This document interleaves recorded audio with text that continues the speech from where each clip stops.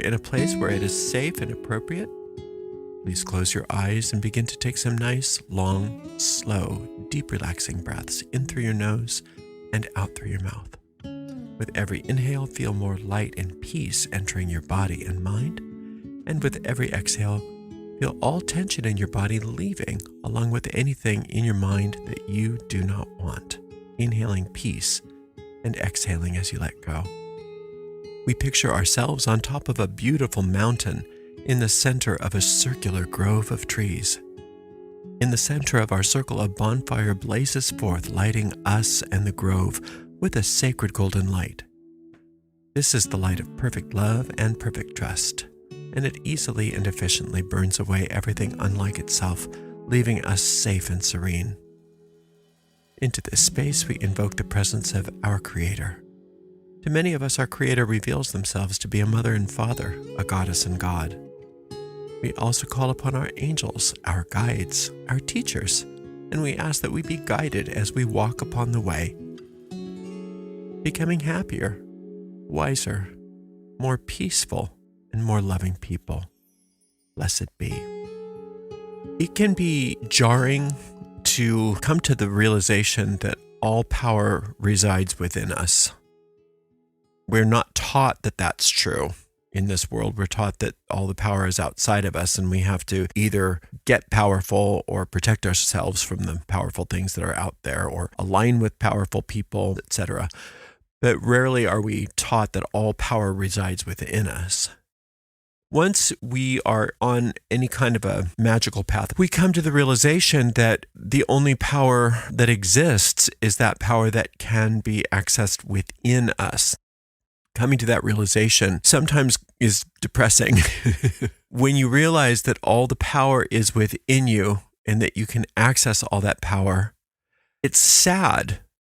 On one hand, because of all the time and energy we've wasted, perhaps. And on the other hand, the ego gets a hold of that idea and starts to make us feel bad if we can't access that power in a way that it says would prove that that's true. In other words, well, if you have all power within you, how come you still can't pay that bill? Or how come you still have that disease? Or why did your car stall? Why did your husband leave you? Why did I create that for myself? That's not the right question. That's an ego question. We have to ask ourselves, how can this help me practice? How can this help me practice accessing my power? That's the only healthy way to deal with things that are going on apparently outside of us. Because once you come to an understanding that all power resides within you, and you're not even avoiding looking at that as being the truth, your next job is then to decide what that means for you. The only way to access the power within us is to do it in the moment. Whatever's going on outside of you, rather than saying, how can I fix this? How can I change this? How can I annihilate this? How can I manifest this? Instead, we can ask ourselves, how can this help me practice accessing my power? By accessing our power, we recognize that whatever needs to be changed isn't really happening, not at least in the way we think it is. So if we are accessing our true power within us, everything automatically changes because we're coming into our own right mind. We're coming into our own inner sanity, and accessing our power is nothing more than reevaluating what we think is going on outside of us. Things aren't happening the way we think they are because those are just ego projections. So if I'm coming into my own power and I realize that my own power is all the power that I have access to, then everything has to change in accordance to that. But it's only the ego that says, no, but it has to be this way. It has to be that way. Because the soul realizes that it doesn't matter. None of that is happening. The only thing that's happening is my love, my peace, and my happiness. The soul doesn't have discontentment. The soul doesn't live in conflict. The soul doesn't exist in any sort of dissonance. So if we're experiencing conflict or dissonance or pain or anxiety, we understand that we're not accessing our power. And if we're not accessing our power, then what we're accessing is something that's not real. I remember having a music teacher once, and I got a gig somewhere, and I'm like, it's not paying me very well. He goes, what are you talking about? You're getting paid to practice. It's more than you're going to get paid to practice at home. You're getting paid to practice. Get as many gigs as you can. Who cares what you're making? You're making more than what you're making at home. And that changed my life, not only as a musician, but as a person. Because I remember going back as I was learning the craft and learning magic, I remember going back to that. Everything in my life is getting paid to practice. That's all I'm doing. I can practice a magical principle in every situation.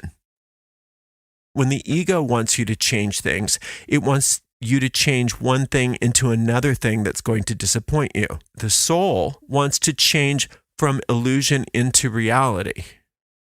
The other thing that's different between the ego's version of changing things and the soul's version of changing things is the ego's way is very difficult, very complicated. The soul's way of changing things is always simple and easy. Practicing with your circumstances, practicing your magic with circumstances when you're doing it from a soul's point of view is always the easiest thing in the world.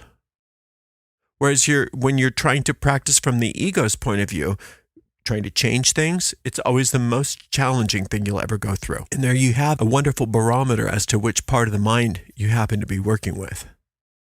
The soul understands the only thing you need to do is relax. The soul recognizes that the only thing you need in any situation is to relax and soften your resistance to it. Whereas the ego wants you to come up with brand new ways of having tension and project those new tense experiences onto the screen of space. At least it can convince you it was successful because the form seems to have changed. But for some reason, we never question, but is this better or is it just different? Is it really the same, but it's wearing different drag? Because I don't feel that much more peaceful. Even when something, quote, good happens when the ego creates it, you can have a sense of elation for a moment or a sense of momentary relief, but then you get right back into being worried about it. All power exists within me, and that power is the power of the soul. And that power is the power to dissolve. It's the power to dissolve. True magic, when it works, is always a game of subtraction, not addition. When you come from the point of view of the Luciferian idea that everything is perfect except for what we add on to that perfection, we understand that our only goal here is to dissolve everything that is not true, dissolve everything that is not authentically us. And you can tell you're doing that by how well you're dissolving tension in your body. A lot of people think that they aren't controlled by their ego. They think that that's just a bunch of hogwash until they try to relax. And they realize, whoa, I have a lot of resistance to relaxing my body. And there's another layer of it, and then there's another layer of it. I don't know how to let go of this. That's the ego, hanging on to the illusions. When you recognize that the circumstances and the images that are being projected in your world are direct projections of that tension, it starts to make a lot more sense why we have the experiences that we do in this world and how much power we have, but that power is all about subtraction. It's all about dissolving, not even about banishing so much. Now, there's a place for all of that. There's a place for everything. There's a place for goal setting. There's a place for visualizing. There's a place for banishing. There's a place for ritual. There's a place for all of that.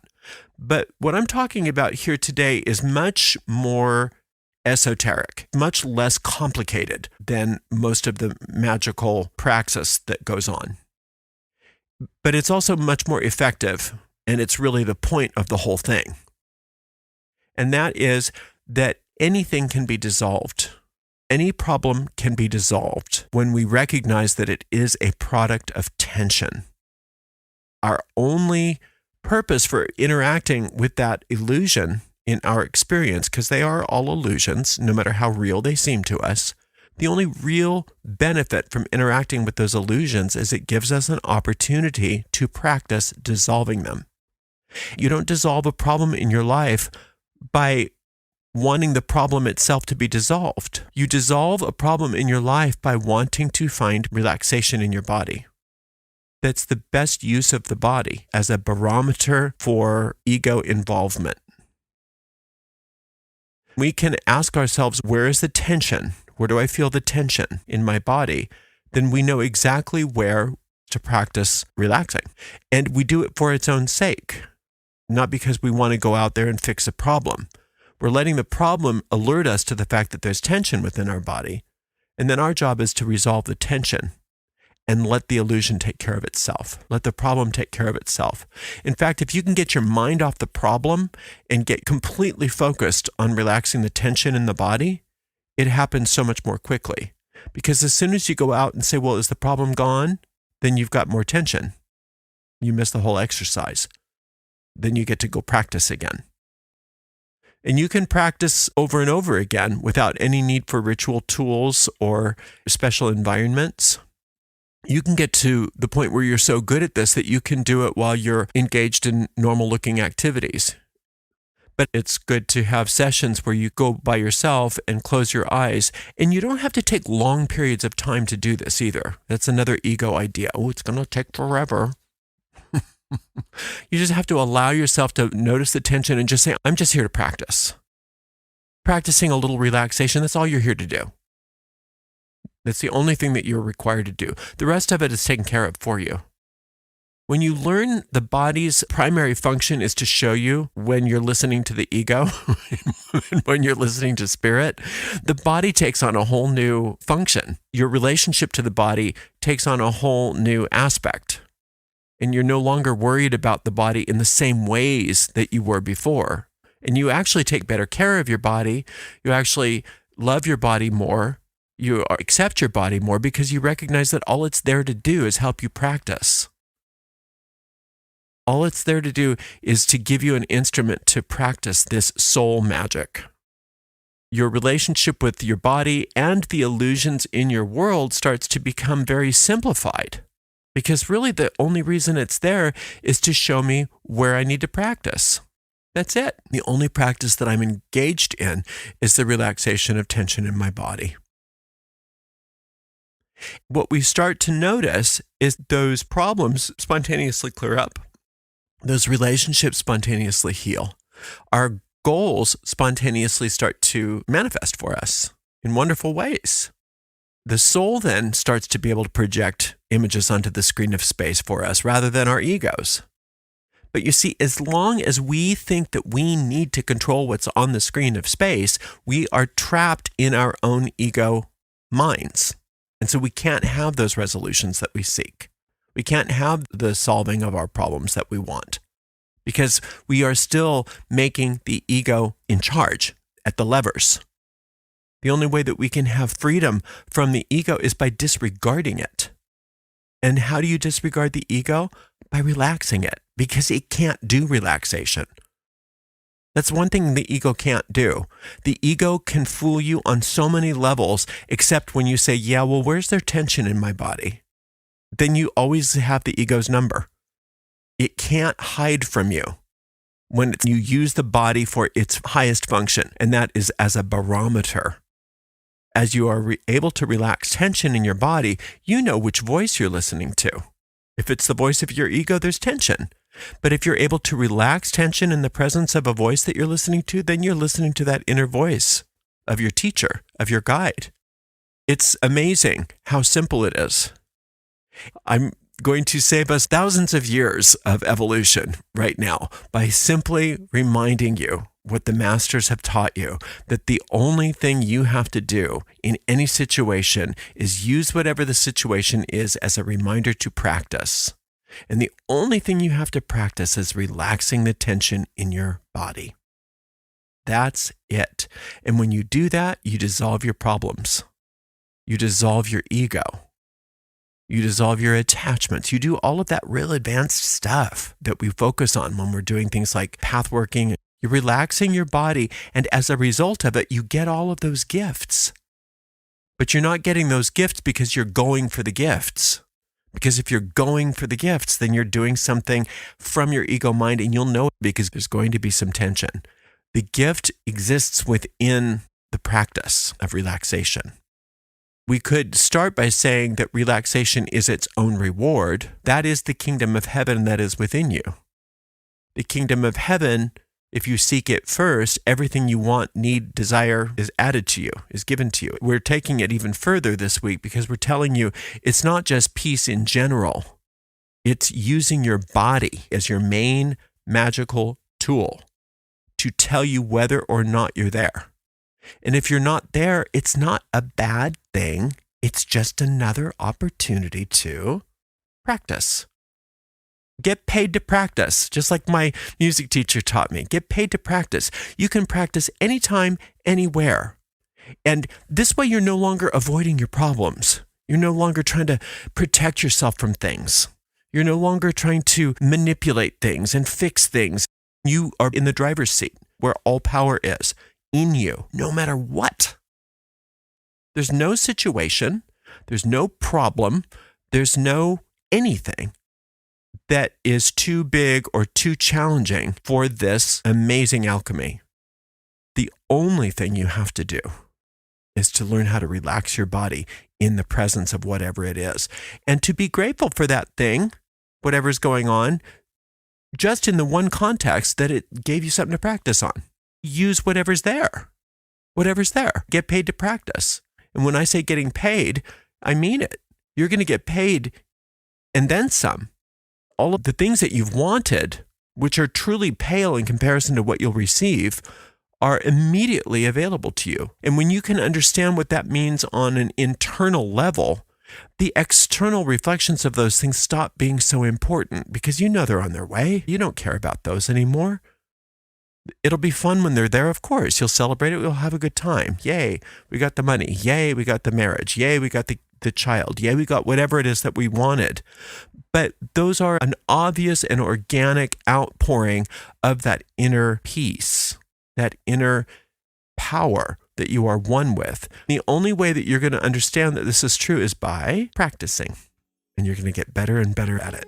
And I can't wait to hear about all your successes. Thank you so much for tuning in. Until next time, blessed be.